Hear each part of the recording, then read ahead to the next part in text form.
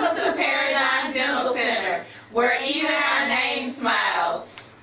I've been practicing dentistry for 6 years now. 6 years. And how did you get into this business? Well, it's a long story, but to condense it, I originally wanted to be a heart surgeon, but it really wasn't in my heart. It was just something I wanted to do for the money. And when I went to college, I said, well, I know I want to do something medical, so I majored in chemistry, made a D my first semester, and my advisor told me I couldn't be a doctor. So I said, well, I just major in Spanish. And my husband, who was my boyfriend at the time, asked me, did you ever think about becoming a dentist?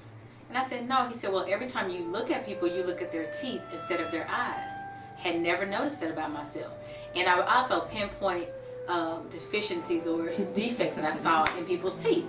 And I looked into it, applied to one school, took the test one time, and doors were just open every time for me. So that was kind of confirmation to me that this is the field that I need to be in. That you need to be. And your husband, is your boyfriend then, I'm assuming? Yes. That's pretty good. Yes. That's good. Now, the nature of your business, what is it that you do?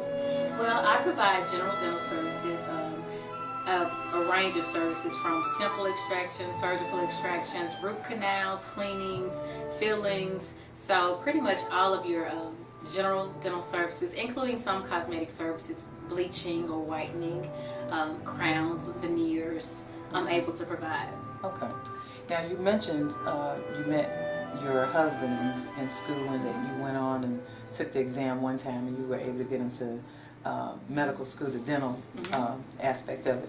What schools did you attend? I went to Northside High School, 1996, and then I went on to University of Memphis. From University of Memphis, I went to University of Tennessee Health Science Center, College of Dentistry. Okay. Northside. Yeah, go Cougars. Featured a cougar in the gym. Really? Him and a couple other people back in the day. What are some things that you feel are major in providing great customer service, or what is your business philosophy? My business philosophy is to treat every client as if they are our only one. And what that means is when a client comes in the door, you acknowledge them and you treat them, not all the other business things that you have going on. You solely focus on that client. And sometimes it may require a sacrifice. You know, we've had a client to ask us to fax something. And my lady at the front was like, should I fax it? I said, is that treating the client as if it's our only one? She was like, sure. I said, go ahead.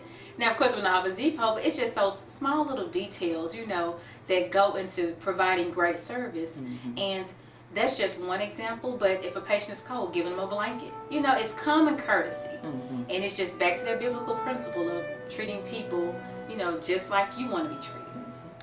I see your shirt says, I'm VIP. Yes. Is that, I noticed your staff has that on. What is that? Well, it stands for very important patient, but it also signifies that we need to treat our patients as if they are VIP and give them A1 service each and every time. Okay. Well, I think you probably already gave me, but I'm going to ask it again. Tell me one of your most memorable experiences in which you had to go above and beyond what the average person in the dental industry would do as it relates to customer service, one of those feel-good kind of moments.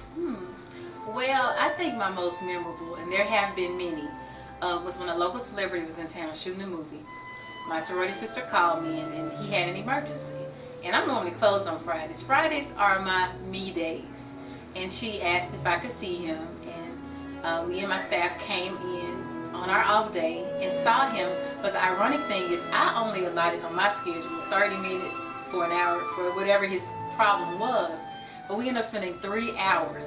I even walked over to McDonald's, got some ice cream, you know, so a 30-minute appointment turned into 3 long hours because he became more than a patient, and that's how we do most of our patients. He became like family.